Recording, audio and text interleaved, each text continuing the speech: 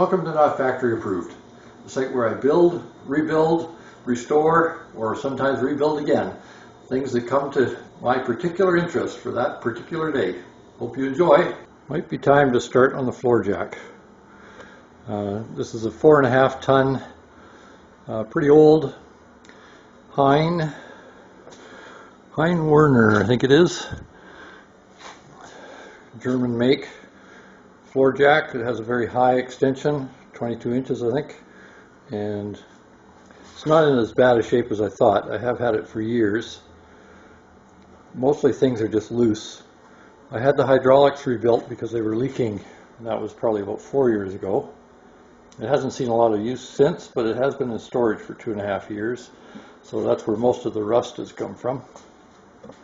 It does have one break in the frame, which is underneath the pedestal, and that's the swivel point is broken.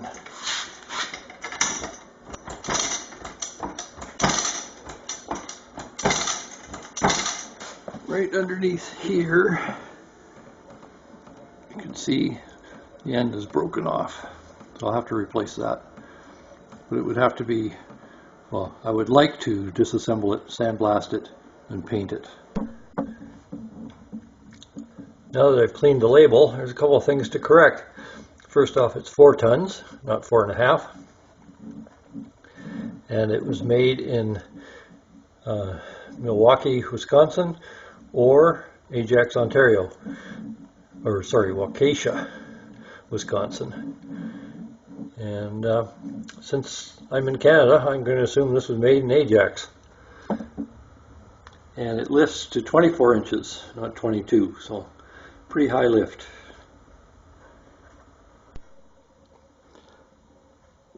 A lack of tools might be more of an issue taking this apart. Pretty heavy split rings, or I'm not sure exactly what these are called. Compression rings, one on each side. Great big nut there that I don't have a wrench that'll fit. A few more of those clips, circlips, to hold it on together, all together. A big heavy spring here underneath. I'll have to let it back down and see if I can get that off of there. Shouldn't be too hard. But then the side rails have to come off. Here, the casters. But getting this part out is going to be more of an issue. The good news is I have a 3/4 inch drive socket set, and that just happens, the largest socket just happens to fit that nut, which is 2 inches. And this clip here was a battle. I finally got it free. A large screwdriver jammed in there, pried against it with this one. And I was able to get underneath it and pry it up. To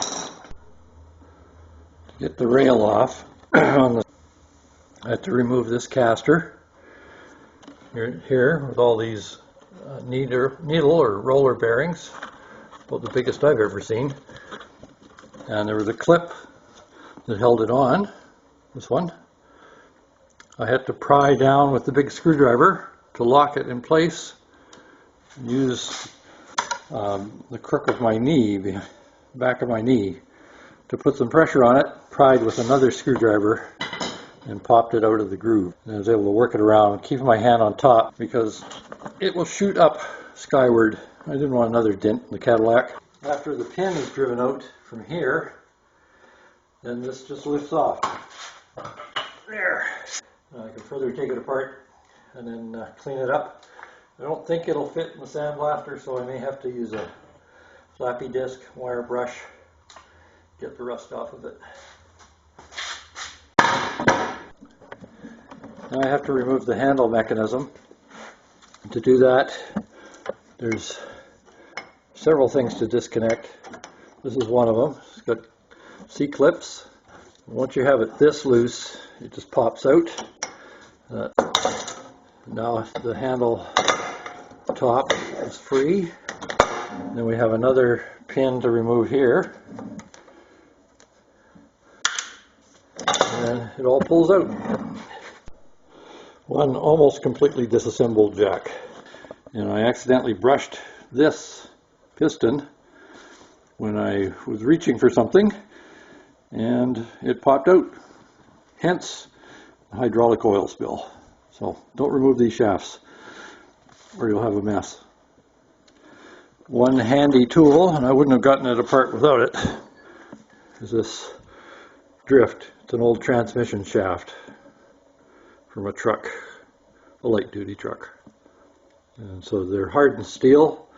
They're very handy for things like that. You can get those from an old transmission shop or like somebody who rebuilds manuals.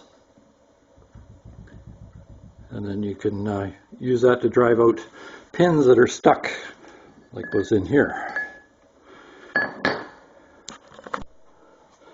One of the reasons I took this apart was to fix this end where it's broken. So this shaft has looks like a split pin right in there. So I'll drive that out, and then I should be able to push the shaft either way and get the top off. Then I can fix this rail. Probably crazy, but I'd like to disassemble this whole mechanism as well. So there's a pin here that has a C-clip on it. There's this about 3/8 inch coarse Allen headed bolt. It's a 5/16 head. There's a screw here to remove. 2 screws to remove from this, which is the release mechanism. This valve up here is the to allow to close or open the valves on the hydraulic chamber. I have decided that this is taking it a little too far. As if you watched the heater fan video, you probably have seen that already.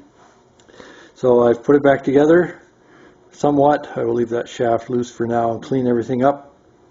To get this out, I can only move the one shaft on this side. I can't move that one.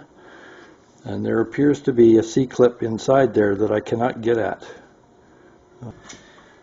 Driving that pin out has way too much potential for disaster, and it would be very awkward to get it back in. So I have chickened out, or I have prophesied that it will go badly.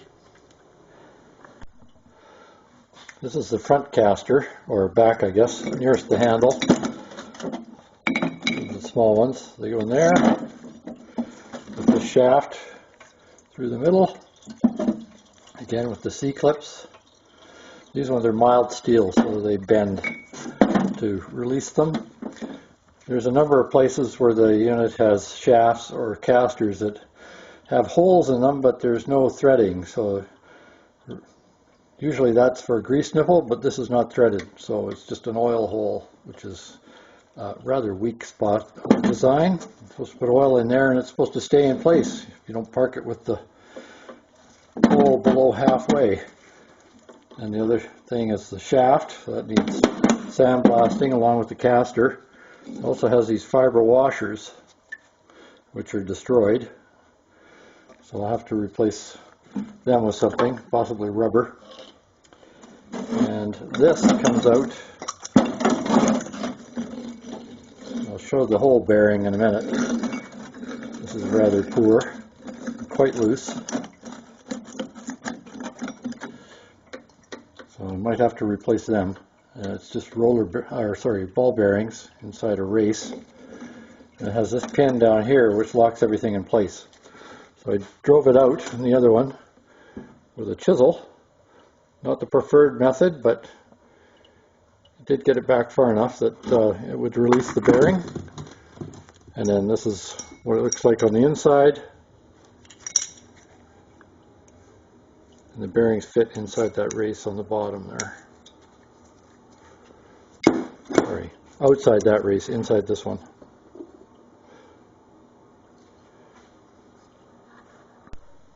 Things just got worse than expected. This is cast iron and is broken there. Cast iron is very difficult to weld, and it has been many years since I've tried, so let's see what happens with that. These ones are forged steel. They're the lift bars, and you can see they're oval, but that is easily welded, and I can file that out to make it the right dimensions if I'm careful. So the jack that was working, although kind of limping along, is no longer operational. That's progress. I have some bars that I have to repair, and the lift platform as well has to be repaired from various wear and damage. You can see that this hole is somewhat oblong, so I'm going to try arc welding that one. I did use oxyacetylene on the other side, bar for the other side.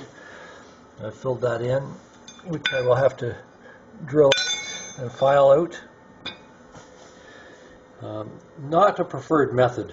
Uses an awful lot of gas to heat that up and weld it up. So I'm going to try arc and see how that works. And then I made this piece. Just took some 1/2-inch square stock, bent it around to fit the pin that fits in the end piece, so I will file that out as well and cut it to size and put that on this piece here where it's broken. Try welding that on. This is cast and the other piece is forged. From my reading, which can be misleading, I see it's not preferred to try and weld cast to cast. An engine block can be repaired, for instance, with brazing, but I don't think brazing is going to be strong enough for this. So I'll try the arc weld, see how that goes. If that's not acceptable, I'll grind it out and I'll braze it. Turns out it's much easier to use an arc welder. So all I've got is a old buzz box, basically. It's an auto transformer based unit, so it's only one polarity. I started off with 120 amps using 1/16 inch 6013 rod, and that punched through good and gave a good base. It's a little bit harder than 6011, and then I turned it back down to 100 amps to fill in the top, because the 120 tended to had enough velocity, it pushed it away, and you had it there ended up being a recess around each side. So 100 amps allows me to fill that in, so I should have a good base there to work with, make it the size of the pin. Now to see if I can do that with the cast piece. Here's the first rough fill in. Have to work very slowly, do no more than an inch at a time. Started off initially with 100 amps, reduced it to 90 amp setting, just so it didn't punch through quite as forcefully. Didn't have any trouble, but I laid 1 inch at a time and then do the next line. Keep on going like that till it's built up. It's taken about 10 minutes. This is what we have so far. This is the side that I added that 1/2-inch piece. Pretty happy with that. Find out more once I put the hole to size, if I can line them up properly. It looks good though. And then this one I built up with 6013 rod. Kept grinding it down, doing an inch bead at a time. This one I had to do the same thing across here. Had a persistent recession that I could not seem to fill. And this is the shaft that serves as the pivot for the pedestal, and it's worn out on this side. You see, the other side seems pretty good, so I will fill this one up and grind it down as well. A couple simple rules to avoid injury and damage. So when not in use, cover the machine, and since I'm basically chicken, I turn off the breaker as well for this outlet, which is for the welder. Any piece of metal on the floor is hot. That avoids picking up hot metal without being ready. That's an old blacksmith rule. Now everything is primered, looks much better. Now the major decision of what color to paint it. We've got the lift over there. Major decisions. The jack up on top of what used to be clothing display racks. I bought those, I think, at an auction. I have two of them for $20. They're very handy for painting items. You can suspend everything, get it up off the floor, which is nice. And I did most of the individual panels in the Cadillac and small pieces using those with wire and some sawhorses. The paint job's not great. I rushed it and just basically trying to make it look better and work better. So the repairs have been completed. The things that were worn out or broken have been repaired. Built up the shaft. It is only a floor jack, so things don't have to be perfect. Tolerances don't have to be tight, just as long as it works and it doesn't bind. Well, there you have it. Trim clad gray primer, trim clad gray enamel. And then a very fancy metallic paint, red hydraulic cylinder. See how that looks. Didn't go for class, but it does look better. This got painted, of course, because I didn't seal them off, but it's no big deal. Of course, steel wool just takes the paint off. Let's get the rust off them. One side is rusty, one side is not. Unit. I'll keep doing that until I'm ready to assemble it. With grease, of course.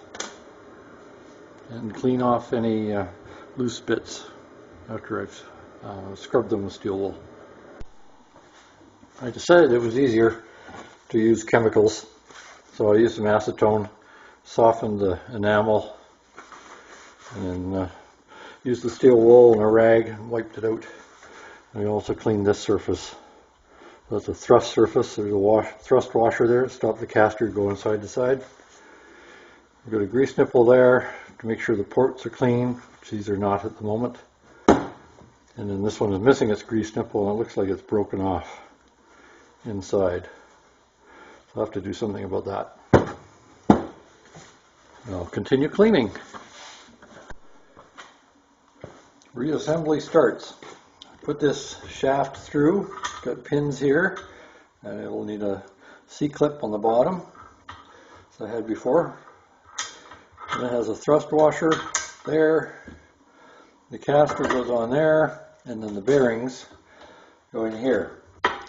We'll see. It should work pretty well putting it together dry, and then I'll put the grease in with the gun later. The alternate is to put it together with grease on each of the bearings, put everything in here, and then slide it on. I think I'll try it dry first.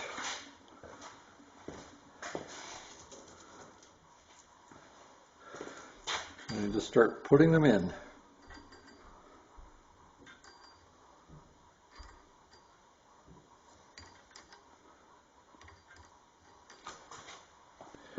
It's actually pretty easy.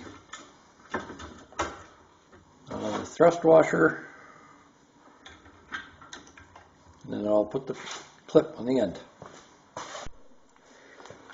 Been having a hard time getting these clips back on, so let's try this method.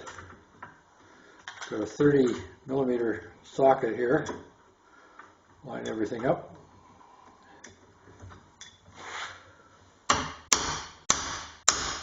A whole lot easier. This is called a thread file. I don't have a die that's 14 threads per inch and whatever that is, 9/16 possibly. So this just works on threads per inch, and I will take this to the vise and see if I can straighten those threads. Once I got it to better light, I could see there was 18 threads per inch, and so it looks much better than it did. And some old threads that had come out of a nut popped out of there while I was filing it. So it should work now. These nuts here, one had been replaced at one point and that was stripped, so fortunately I had one that is the same thread size. It actually matches the one on the other side better than the other one did.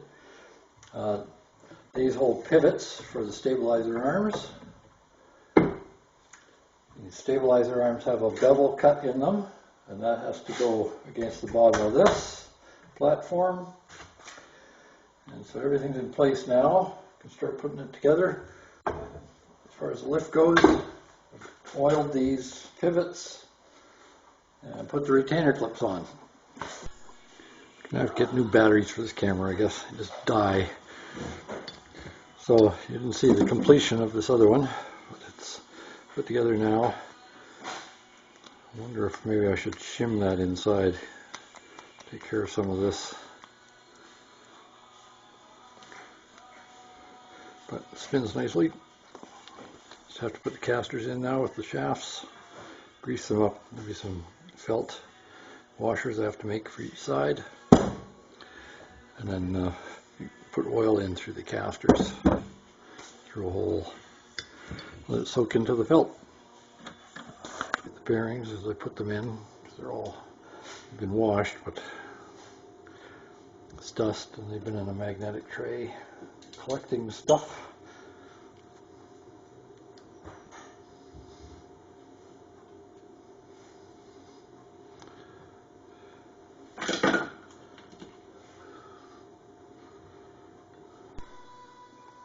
What I'm going to do to try and take care of some of the play in here is take this about 1.5 inches of 5/1000 shim stock, put it in there opposite to where the pin is, and the caster will rub against it, but I will grease it up and hopefully it will last.